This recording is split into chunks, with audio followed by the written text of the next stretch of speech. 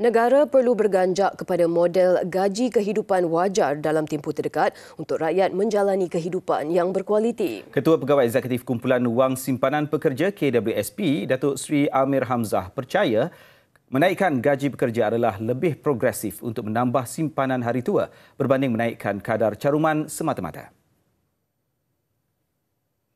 Bercakap kepada Buletin Utama, Datuk Seri Amir Hamzah berkata, untuk meningkatkan gaji pekerja, majikan wajar melabur dalam automasi.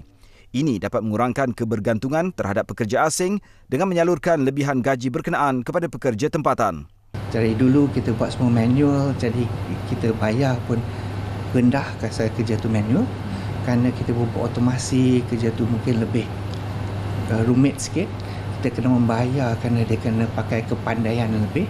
Ya, jadi kita gunakan kurang foreign labour dan lebihkan pengurangan pada foreign labour, kita boleh bayar kerja tu lebih sikit lah. Kajian KWSP mendedahkan kumpulan bujang yang menetap di bandar dan menggunakan pengangkutan awam memerlukan sekurang-kurangnya RM2,000 sebulan untuk mencapai gaji kehidupan wajar. Dengan kadar gaji yang lebih baik mengikut lokaliti, penstrukturan semula gaji ini boleh memupuk orang ramai untuk membentuk tabungan yang sihat serta mempunyai simpanan persaraan yang mencukupi.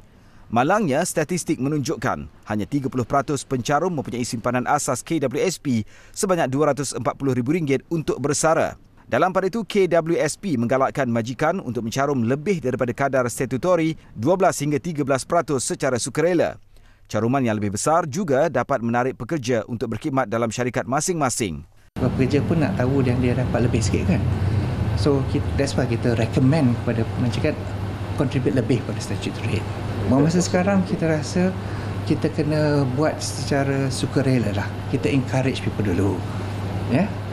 Tapi seperti saya katakan tadi, yang root issue yang kita nak menangani, kita nak berganjakkan base lah terhadap living wage. Okay.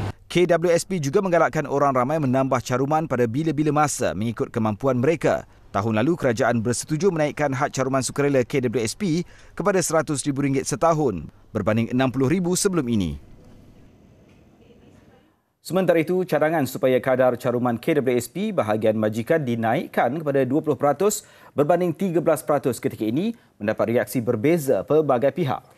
Ada yang menyatakan ini masa terbaik untuk menangani risiko kemiskinan hari tua.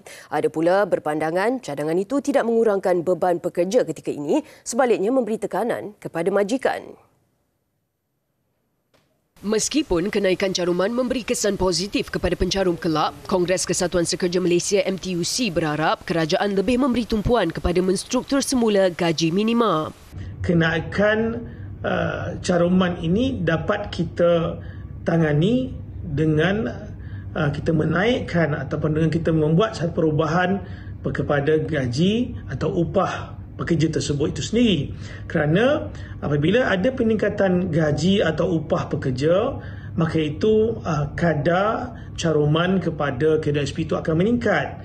Jadi ini yang MTU lihat perkara pokok yang perlu kita selesaikan. Pakar ekonomi pula berpandangan adalah penting untuk segera memulihkan kembali simpanan hari tua rakyat yang semakin berkurangan.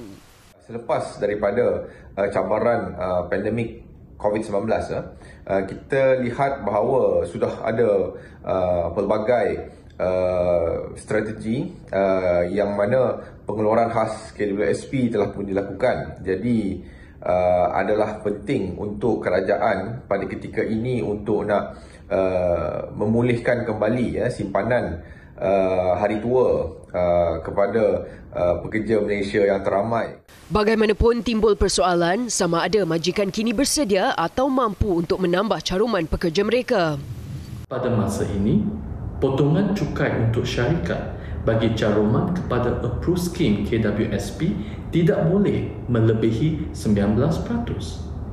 Jadi, sekiranya kerajaan digesa untuk menaikkan kadar caruman KWSP bahagian majikan kepada 20%, besar kemungkinan usaha ini tidak akan mendapat sambutan baik dari pihak majikan.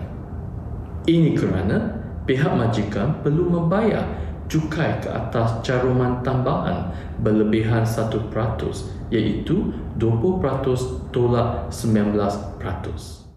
Perdana Menteri sebelum ini memaklumkan syur kenaikan caruman sudah dikemukakan tetapi belum dibawa ke mesyuarat Jemaah Menteri.